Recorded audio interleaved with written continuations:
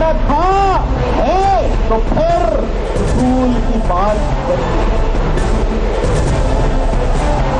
काहे की जिद, काहे की अना, ये मंसूबा के एमकेएम पाकिस्तान का नाम ही खत्म कर दे। क्यों? जितनी शराइत 5 तारीख से लेकर आज तक फारूक भाई की जानिब से लगाई गई, हम एक एक कर कर मानते गए। Good evening and welcome to tonight with Faria. आज बात करेंगे कराची की। Let's take a look at headlines tonight. Karachi की सियासत में बेयकीनी बढ़ती जा रही है। सेनेट इलेक्शन में इबरतनाक शिकस्त से भी एमकेएम ने सबक नहीं सीखा। मुत्तहिदा के 34वें योम तासीस पर 2 अलग जलसों ने दरार गहरी कर दी। किसी दूसरी जमात या ग्रुप में शामिल नहीं होगा, फारूक सत्तार का ऐलान। खानी भाई को भी ये कहता हूँ, काहे की जिद, काहे की अना, मंसूबा के एमकेएम पाकिस्तान का नाम ही खत्म कर दे। क्यों? आमिर खान ने तकसीम का जिम्मेदार फारूक सत्तार को करार दे दिया। फारूक भाई को इस पर गौर जरूर करना चाहिए कि फारूक भाई बेजा जिद कर रहे हैं या अपनी ख्वाहिशात के ऊपर अमल कराना चाह रहे हैं।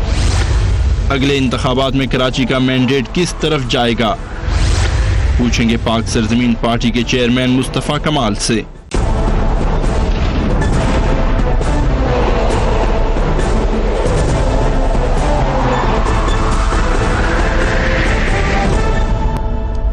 And a very warm welcome to the show. इस वक्त पूरे पाकिस्तान की सियासत एक बेयकीनी का शिकार है, मगर जो कराची की सूरत हाल है वहाँ बिल्कुल ही आप समझ सकते हैं कि एक बिल्कुल ही समझ नहीं आ रहा कि होने क्या जा रहा है। या नेक्स्ट इलेक्शन में क्या आप कुछ गैस कर सकते हैं, कोई प्रेडिक्शन दे सकते हैं? जो सियासत है वो भी पल पल रंग बदल रही है और लड़ाइयाँ जो हैं वो भी बढ़ती चली जा रही हैं। एमकेएम जो कभी शहर की वाहिद सियासी ताकत थी, अब कई धड़ों में बटी हुई नजर आ रही है। इस तकसीम का नतीजा हाल में होने वाले सेनेट इलेक्शन में बिल्कुल सामने आया, जब आपने खुलकर देखा कि पार्टी के अपने अंदर जो इख्तलाफात हैं वो ऑन एयर किए गए, खुलकर बातें की गई, प्रेसेस किए गए। मुत्तहिदा कौमी मूवमेंट यकीनन मुश्किल में हमें नजर आई, क्योंकि अपने सेनेटर्स कामयाब करवाने में भी वो नहीं कामयाब हो सकी, नहीं उतने सेनेटर्स नहीं कामयाब करवा सकें जितने होने चाहिए। कहा यह जा रहा है कि क्या इस शिकस्त से मुत्तहिदा कौमी मूवमेंट ने कोई सबक सीखा? लगता नहीं है। 2 रोज़ कबल एमकेएम का 34वां योम तासीस बनाया गया, इसमें भी इंतशार और सियासी तकसीम दिखाई दी। पहली बार कराची में मुत्तहिदा के 2 अलग योम तासीस मनाए गए। बहादराबाद वाले निश्तर पार्क में जलसा कर रहे थे तो फारूक सत्तार ने लियाकत बाग में स्टेज सजा लिया था। जलसे की तकरीर में कराची के मसाइल हमने तो कहीं नहीं सुना तो आपस में इख्तिलाफात का ही जिक्र रहा, एक दूसरे के खिलाफ ही बातें की गई। फारूक सत्तार ने पीएसपी में शमूलियत को बारे में भी वाज़े अंदाज में जवाब दे दिया। Let's watch him. बहादुराबाद के साथियों ने ये प्रोपेगेंडा भी किया कि मैं तो पीएसपी वालों को दावत दे रहा हूं कि वो वापस आ जाए। वो कहते हैं फारूक भाई पीएसपी में चले जाएंगे, तो फारूक भाई ना हकीकी 1 में जाएंगे, ना हकीकी 2 में जाएंगे, ना पीएसपी 1 या कोई कल पीएसपी 2 बनी तो उसमें जाएंगे फारूक भाई। जबकि बहादुराबाद ग्रुप के रहनुमा खालिद मकबूल सिद्दीकी भी पीछे नहीं रहे, उन्होंने भी फारूक सत्तार को तनकीद का निशाना बनाया। Let's watch him. तंजीम हम तोड़ रहे हैं या आपकी ख्वाहिशात तोड़ रही हैं? और आपने हमारे स्टेजेस से बार बार जिम्मेदारों से ये सुना होगा कि फारूक भाई आइए, शामिल होइए, तंजीम चलाइए। मुत्तहिदा के रहनुमा जो गुज़िश्ता 30 साल से इकट्ठे थे, आज कई ग्रुप्स में बटे हुए नजर आ रहे हैं। एमक्यूएम के साबिक रहनुमा डॉक्टर आमिर लियाकत अभी हाल ही में तहरीक इंसाफ में शामिल हो चुके हैं। कराची का मैंडेट कई हिस्सों में तकसीम होता हुआ नजर आ रहा है। इलेक्शन नज़दीक आ चुके हैं। कराची की सियासत किस रुख पर जाएगी? कराची के वोटर इस सूरत हाल के बाद किस जमात को समझेंगे कि उनको वोट दे दें? एक ऑप्शन पाक से ज़मीन पार्टी की है और उनके सरबराह मुस्तफ़ा कमाल हमारे साथ मौजूद हैं। Thank you very much for being Mustafa कमाल साहब। जो हमने देखा यौम तासीस पे या उससे कुछ अर्सा पहले चले जाएं, ये थोड़ा सा अगर हम पॉलिटिक्स से अलग होकर देखें तो अफसोसनाक सूरत हाल नजर नहीं आती कि इकट्ठे बैठने वाले, इकट्ठे बातें करने वाले आज बस एक दूसरे के खिलाफ ही बातें कर रहे हैं। इसमें कोई हैरानगी की बात नहीं है फरिया, अगर आप हमारी बातों को याद करें कि 2 सालों से जो हम कह रहे हैं उससे अलग क्या हो रहा है, उससे हटकर क्या हो रहा है, हमें तो कोई सरप्राइज नहीं है। ये ऐसे ही लोग थे, हैं, और ये और ये पतंग, ये इनको इसलिए चाहिए कि इनके 100-200 लोग जो हैं वो उनका सब अच्छा हो जाए, बकिया कौम को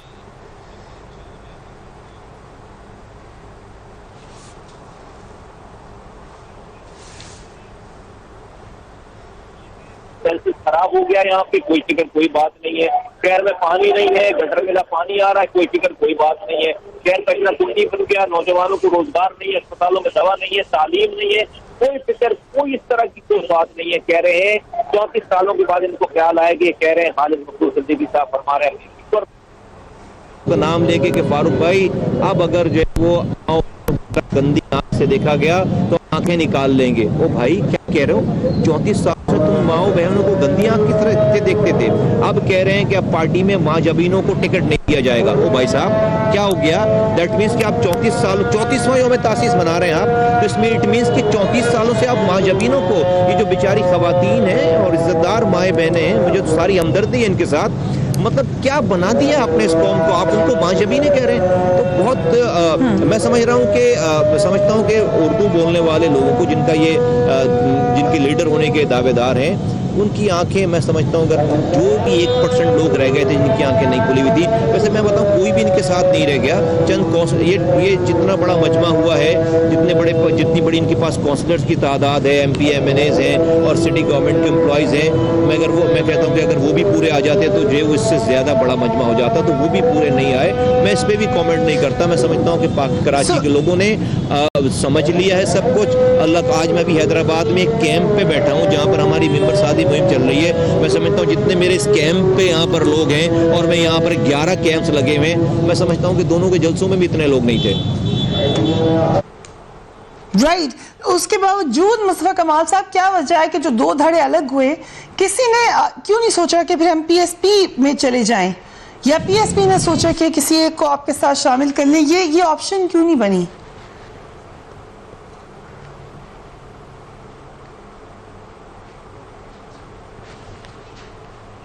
उनके पास कोई ऑप्शन नहीं, लेकिन वो आएंगे तौबा करके आएंगे। वो यहाँ पे उनको जो उनके पास वो चीजें नहीं जो आज उनको समझे जो काम करने के लिए आज वो वहाँ पर काम हमारे पास कर पाएंगे। अब डेफिनेटली ये वही लोग रह कौन गया है मुझे बताए ना कि पार्टी चलाने वाले लोग हमारे साथ आज उस पार्टी 99% लोग जो पार्टी वो तो अल्लाह का शुक्र आज PSP में मेरे साथ आज अनीस कायम खानी है, मेरे साथ आज अनीस एडवोकेट है, मेरे साथ आज रजा हारून है, मेरे साथ आज डॉक्टर सगीर हैं, वसीम आफ्ताब हैं, आसिफ हसनैन हैं, अशफाक मंगी हैं। ये वो लोग हैं जो वहाँ मेरे साथ नेक मोहम्मद हैं, शाकिर भाई हैं, सलीम ताजिक हैं। ये मैं वो नाम बता रहा हूँ, अपने नाम के अलावा बता रहा हूँ, मैं मुझे भी इंक्लूड कर लें। हम वो लोग थे जो राब्ता कमेटी के लोग थे, जो राब्ता कमेटी में थे, वहाँ की राब्ता कमेटी में थे। फिर मेरे साथ आज PTI के MPAs हैं, फिर बिल्किस मुख्तार हैं हमारे साथ, शोबा खवातीन में MPA हैं, शोबा खवातीन है, वहाँ की सीनियर तरीन 30 साल पुरानी कारकुन है। फिर तमाम सेक्टर्स का स्ट्रक्चर हमारे पास है, तंजीमी स्ट्रक्चर हमारे पास है, शोबा खवातीन हमारे पास है, हमारे पास लेडीज़ विंग है, यूथ विंग है, स्टूडेंट फेडरेशन है, लॉयर्स का फोरम है, उल्मा कमेटी है। हम आज गलियों में 20,000 से ज़्यादा ठीक हैदराबाद 8 मुस्तफा कमाल साहब, अगर इजाजत दे दें, हमें एक वक्फे की तरफ जाना है और उसके बाद हमें कुछ टेक्निकल इश्यूज भी आ रहे हैं, उनको भी सॉल्व करना है। एक quick break and we will be right back.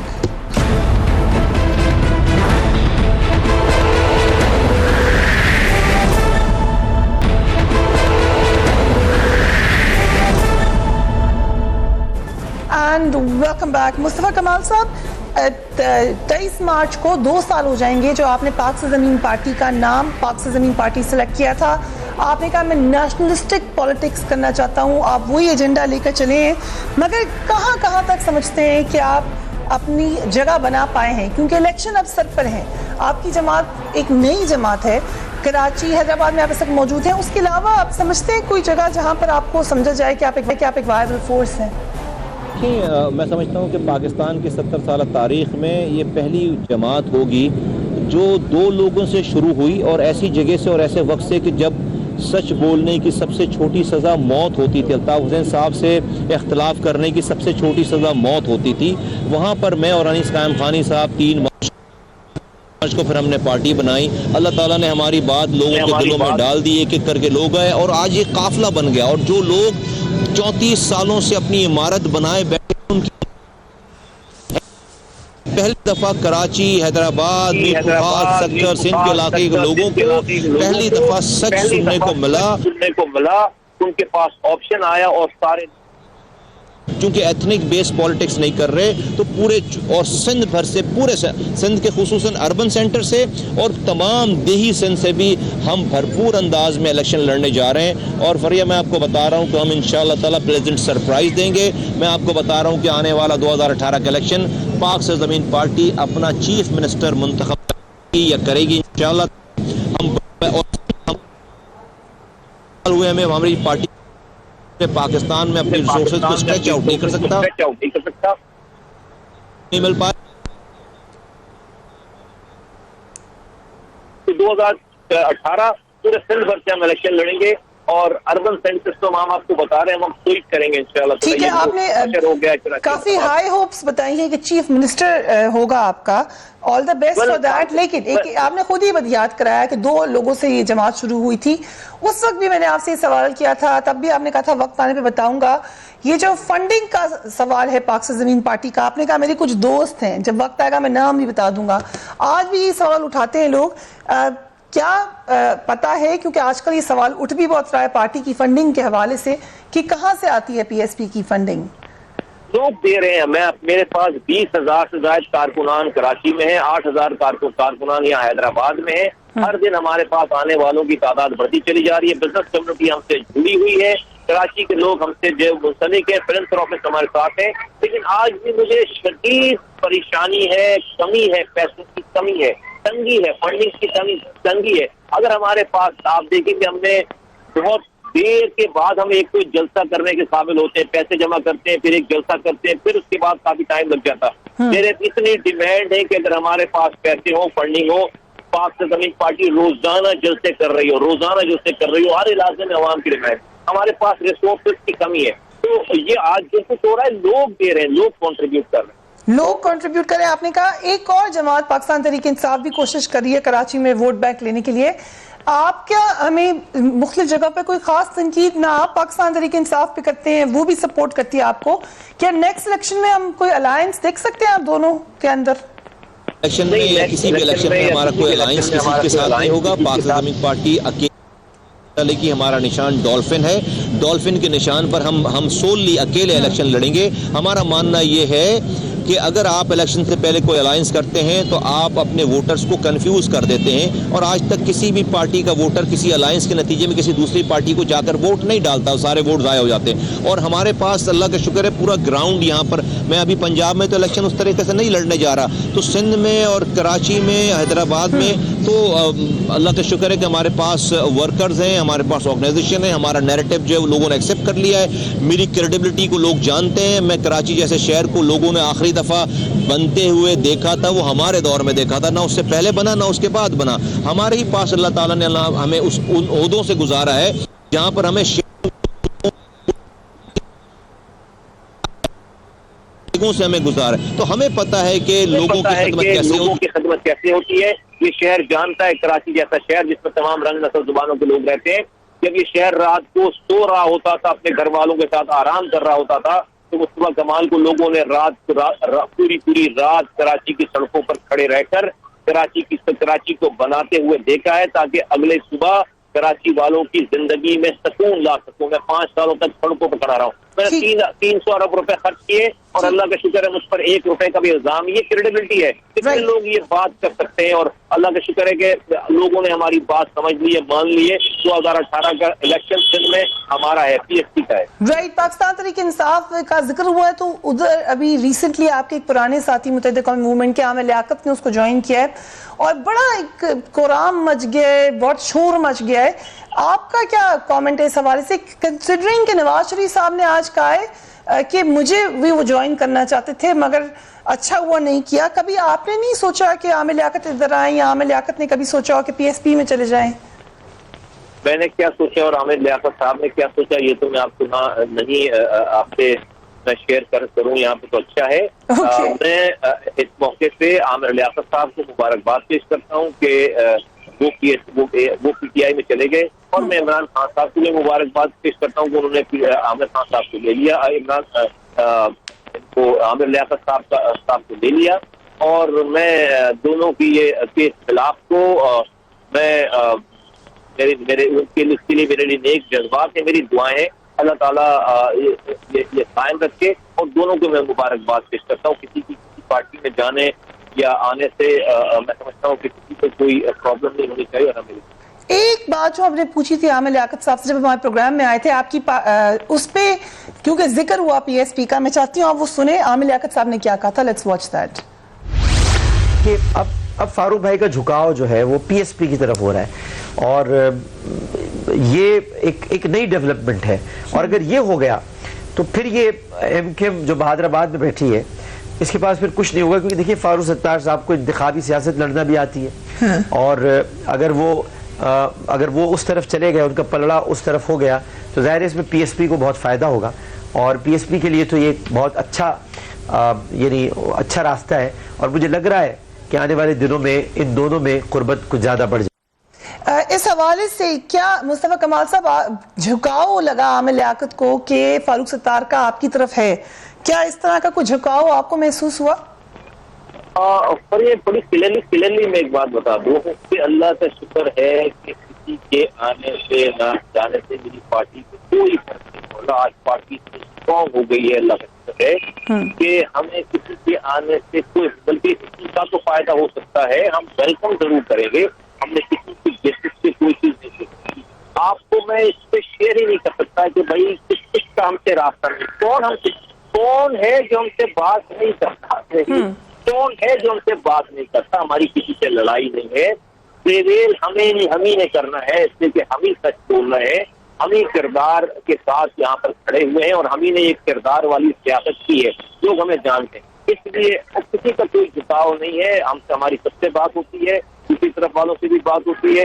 हमारे दरवाजे ये जो हमें कामयाबियां मिलते चली जा रही, इसकी वजह से मैंने अपने दरवाजे बंद नहीं किए कि अल्लाह ताला कहीं नाराज ना हो जाए कि जिस तरह से वो हमें कामयाबी दे रहा है। अगर मैं इस घमंड में गुरूर में आकर बोलूँ कि अब से सबके लिए तौबा करने के रास्ते और दरवाजे बंद है तो मेरा रब मुझसे नाराज हो जाएगा कि मुझे आज जरा सी पावर आई और मैं कहता हूँ कि अब कोई तौबा नहीं कर सकता। तो मैंने अपने दरवाजे आखिरी सांस तक खुले रखने, इसलिए नहीं कि कोई आकर मुझे फायदा पहुंचाएगा, इसलिए कि मैं अपने रब को नाराज नहीं करना चाहता, इसलिए मुझे कामयाब करता चला जा रहा है। हमने XYZ की बेस पर इतनी बड़ी जिद्दोजहद नहीं शुरू की थी। अल्लाह का शुक्र है मेरी पार्टी रोजाना तरक्की करती चली जा रही है।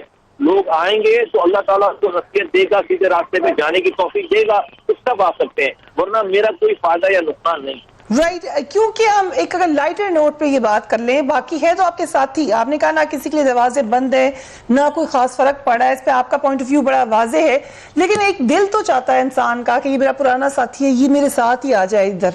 कोई है ऐसी शख्सियत जो आप समझते हो कि फॉर ऑल टाइम सेक आपके साथ होना चाहिए उनको? नहीं, मेरे ख्याल है जिनके लिए जो लाइक माइंडेड लोग थे उन्होंने अपने कैरेक्टर को दिखा दिया और वो आ गए, कोई लंदन से आ गया, कोई अमेरिका से आ गया, कोई अपनी एमपीशिप छोड़कर आ गया, कोई अपनी एमएनएशिप छोड़कर आ गया। और कहाँ आया?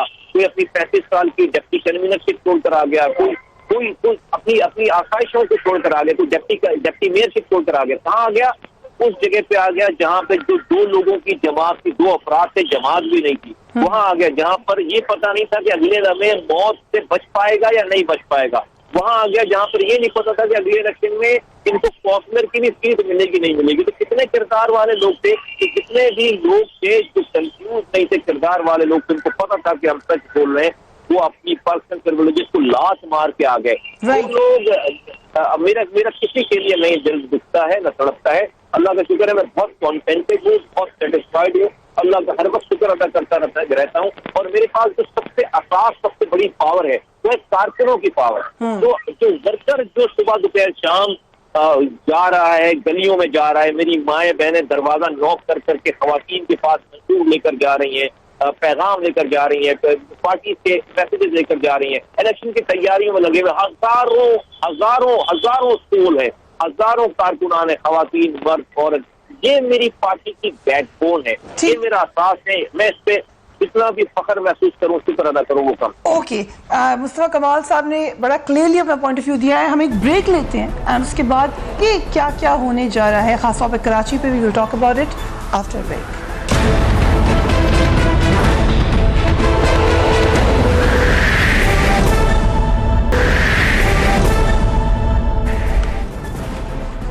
And welcome back. Mustafa Kamal साहब हमारे साथ मौजूद है। मुस्तफा कमाल साहब, आपकी जमात ने सेनेटर्स नॉमिनेट ज़रूर किए, वो और बात है कि तादाद जितनी थी तो नहीं, आप सेनेटर बना तो नहीं सकते थे, लेकिन बहरहाल आपने इस प्रोसेस में हिस्सा लिया।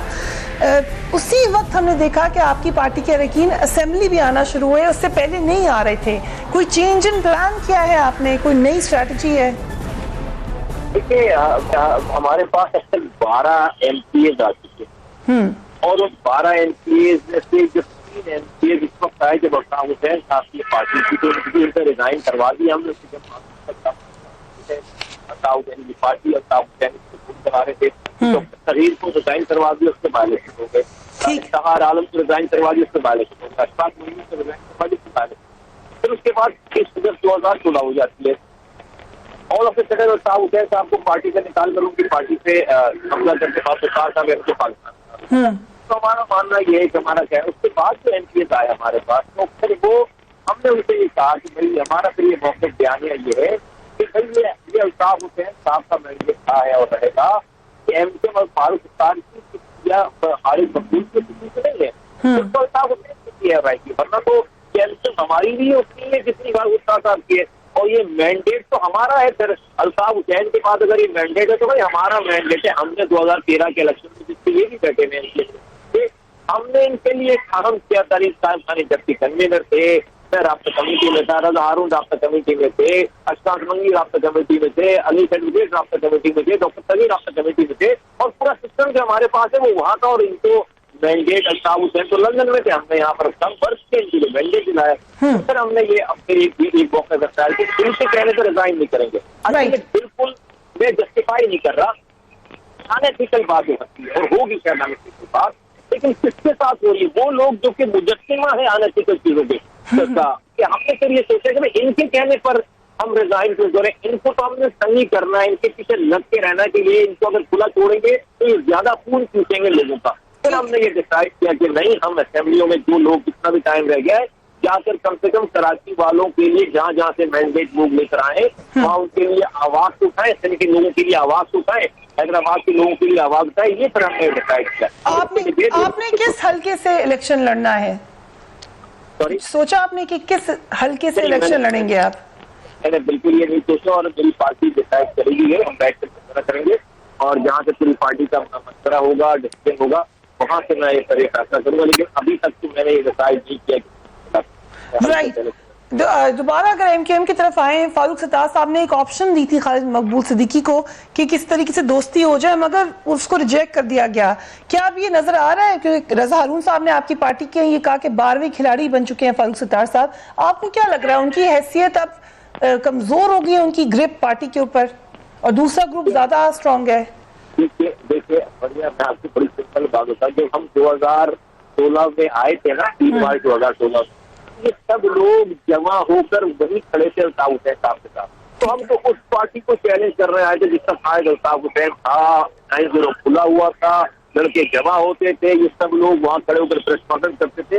तो हमसे तो उनको कोई खातिर में नहीं लेकर आए। तो ये तो आज की ये जो में दाल बट रही है, जो हशर है, इनको इनकी क्या औकात होगी या हैसियत होगी, या सारी चीजें होगी। अल्लाह ताला बहुत बड़ा है, उसने सब कुछ कर दिया। नंबर 1। नंबर 2, देखिए हमने ये डिसाइड किया कि इस लड़ाई से हमने समझना नहीं है, वरना इनको तो हम इतने अच्छे तरीके से पॉइंट स्कोर कर सकते हैं कि इसकी कोई इंतजार नहीं। तो इनके आपस की लड़ाई है भाई, लोग देखें और फैसला करें। मैं जो आपसे बात कहना चाहता हूँ कि देखिए ये उर्दू बोलने वाले मुहाजिरों के सो कॉल्ड ये नेता बने हुए हैं, उनके हुकूक के लिए बात करते हैं, सो कॉल्ड बात कहते हैं कि हम ही हैं, उसके लिए एक सिंबल निशान कहते हैं, उसके लिए एमक्यूएम का रहना बहुत जरूरी है। मेरा आज ये मौक़िफ़ है, मैं उर्दू बोलने वालों को आवाज देकर कहना चाहता हूँ, मुहाजिरों, मेरी कौम के साथ, इस मुहाजिर कौम के नौजवानों के साथ आज ये होशर हो गया है कि एमक्यूएम का नाम लगाकर मेरे नौजवानों पे दुनिया का कोई भी झूठा इल्जाम लगाओ, दुनिया यकीन करती है, दुनिया उस पर ताली बजाती है, दुनिया खामोश रहती है। मेरी कौम के ऊपर, कम्युनिटी के ऊपर एमक्यूएम का नाम लगाकर कुछ भी जुल्म करो, कोई उसके ऊपर किसी को प्रॉब्लम नहीं होती है। खुदा के वास्ते मैं क्या कह रहा हूँ, मैं मुहाजिरों के बच्चों के हुकूक मुहाजिरों के लिए मजीद दुश्मन बनाकर नहीं लेना चाहता, मैं मुहाजिरों के दोस्त बनाना चाहता हूँ तमाम कम्युनिटीज के, और मुहाजिरों के और तमाम कम्युनिटीज के हुकूक की बात करता हूँ। मैं मुहाजिरों के रास्ते में मजीद कांटे नहीं बिछाना चाहता, मैं मुहाजिरों के रास्ते से कांटे उठाना चाहता हूँ। वरना हमसे ज्यादा रोमांस किसका होगा एमक्यूएम से? हम ही लोग तो बेनिफिशरीज थे, हमें तो एमपी बनाया गया, हमें एमएनए बनाया गया, सेनेटर बनाया गया, मेयर बनाया गया, हम ही लोग तो बेनिफिशरीज हैं एमक्यूएम के। हमसे ज्यादा रोमांस किसका हो सकता है? ठीक है, हो सकता है, ठीक है, ये रोमांस की बात। मुस्तफा कमाल साहब, जो एक और बड़ी बाज़गश्त है, और खास तौर पे फारूक सत्तार साहब ने तो खुलकर कह भी दिया कि परवेज मुशर्रफ को वापस लाने के लिए कुछ कोशिशें हो रही हैं और -2 है। क्या हो सकता है ऐसा? आपके पास कोई इत्तला है कि कोई चाह रहा है कि परवेज मुशर्रफ वापस आ जाए सियासत में? किसी के चाहने पे कोई सोच की पाबंदी नहीं है। इंसान को अपने कुव्वत बाजू पे, अपने नैरेटिव पे, अपनी मेहनत पे, अपनी ईमानदारी पे, अपनी कन्विक्शन होना चाहिए। कोई दुनिया सोचती रहे, उसको सोचने दो यार। किसी को खुश फहमी में रहने में अगर खुश हो जाता है, कहते ना खुश रहे, खुश फहमी में ना रहे, तो कोई अगर खुश फहमी में रहकर खुश हो जाता है तो होने दो, मुझे तो कोई प्रॉब्लम नहीं है, मुझे तो कोई तकलीफ नहीं है, मुझे तो कोई -1 -2 या और कहानी नहीं है। लेकिन यू नो परवेज मुशर्रफ, आप उन्हें जानते भी हैं, आपको आप पाकिस्तान की सियासत का बड़े अच्छे तरीके से पता है, कराची की सियासत, कोई आपको वेलकमिंग स्पेस नजर आ रही है उनके लिए कि कोई जगह है? I don't think so. उनका, मेरा भी ख्याल है कि उनका कोई वो रोल रह गया है। आई डोंट थिंक सो कि ऐसा कोई सिलसिला नजर नहीं आता। ये काम ही डिफरेंट है। फरिया दीदी, अभी जो है ना, हम रात के इस वक्त हम जो है ना कैंसर रोड पर बैठे हुए हैं, सुबह हो जाएगी हम इस तरह से रोडों में घूमते हुए। आप जिनका नाम ले रही है, क्या उस तरह वो रोडों पर घूम सकते हैं? कोई गली कूचों में घूम सकते हैं? और क्यों क्या ये शहर लावारिस है? वो मतलब कोई भी आएगी वो ये लावारिस है, खुदा न खास्ता, सब कुछ सीखने वाला नहीं। भाई हम यहीं के पले बड़े लोग हैं, लोगों के दरमियान हमने 30 साल गुजारे हैं, हमें लोगों ने काम करते हुए देखा है। आज हमारे साथ हजारों, हमने मेहनत की है, अल्लाह का शुक्र है कि हमारे साथ हजारों लोग जुड़ गए, कारकुनान जुड़ गए। तो बड़ी मेहनत है, बहुत सारी बड़ी ऑर्गेनाइजेशन बन गई। ये पूरा एक डिफरेंट बॉल गेम है। किसी की सोच रहे कि बस ये सारी चीजों की कोई प्रॉब्लम नहीं है। और मैं समझता हूँ कि मैं दूसरों की तरह -1 -2 वाली की बात नहीं करूँगा। लोगों के लिए काम करो यार, काम करना है। ये फिक्र करो कि कौन मुझे माइनस कर रहा है, कौन किसी को माइनस कर रहा है। ये बड़ी अच्छी बात आपने की कि माइनस में मत रहें। जो माइनस की बात है, ये फारूक सत्तार साहब ने असल में की है, उन्हें लग रहा है कि वो माइनस होने वाले हैं। देखिए, कोई किसी को माइनस नहीं कर सकता, इंसान खुद अपने आप को माइनस करता है। अगर आपके अंदर एबिलिटी नहीं है, अगर आपने झूठ बोल रखा है, अगर आपका कम्युनिकेशन नहीं है, तो एक ना एक दिन अल्लाह ताला ने आपको माइनस नहीं करना। क्योंकि माइनस का जिक्र, मुस्तफा साहब, एक और सवाल, माइनस शख्सियत एक है, आप उनको अच्छी तरह जानते हैं, अल्ताफ हुसैन, वो आजकल बड़ा इन होने की कोशिश करें या प्लस होने की कोशिश करें, नई तस्वीर दिखा रहे हैं कि मैं ठीक हूँ, मैंने वेट लूज कर लिया है। क्या कुछ इन्फ्लुएंस करने की कोशिश करेंगे वो? नेक्स्ट इलेक्शन में कुछ कर सकते हैं वो? कम वेट वाले लोग जो वो करेंगे, लोग वेट लूज कर लेते हैं तो उसके पास फार्माना आ जाता है कि अब 40 पर बढ़ा दी गई। भाई वेट के साथ भी उसी वक्त मरना है आदमी है, और वेट लूज करके भी उसी वक्त मरना है। अल्ताफ हुसैन साहब कैसे पोस्ट दे रहे हैं जैसे जो है तो ऊपर से परवाना आ गया कि उन्होंने मरना नहीं है, अगर में चले जाना है। तो हर नमाज में भी ये दुआ करता हूँ कि अल्लाह आदमी को हिदायत दे, मरने से पहले तौबा करे। सारी चीज़ हो गया है, अल्लाह ताला का ढेर है, अंधेर नहीं है। मैं अभी भी आपके तवज्जो से दुआ करता हूँ कि अल्लाह ताला उसको हिदायत दे, और उनके साथ रहने वाले शमसों को भी हिदायत दे, जो कि जी भाई कर रहे हैं।